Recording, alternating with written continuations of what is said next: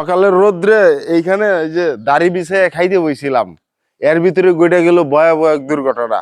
ঘটনাটা হচ্ছে, আপনারা হয়তো শুনতে পাচ্ছেন যে বিশাল এক ভূমিকম্প হয়ে গেছে গা। যে ভূমিকম্পর মাত্রা ছিল 5.2 না 3 জানি এই টাইপের।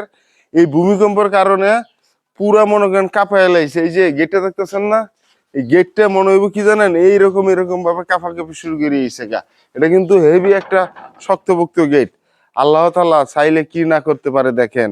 হয়তো আর একটু যদি বেশি হইতো, হয়তো কোনো এক দুর্ঘটনা ঘটতে পারতো এইখানে। আল্লাহ বাঁচাইছে। আল্লাহ পাক চাইলে কি না করতে পারে। চলো আম্মু চলো।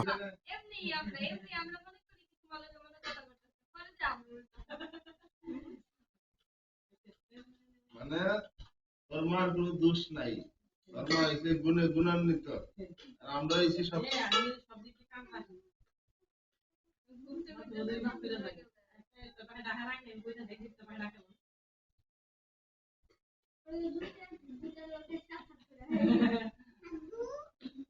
আমার লাগে চাম চালাইছে এটা তুমি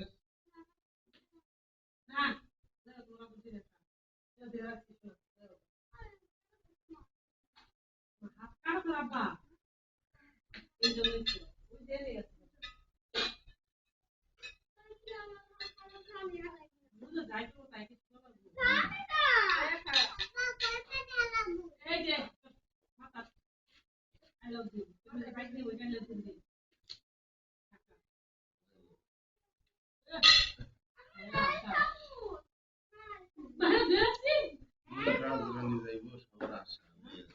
রাজরানী নাকি যেমন কিছু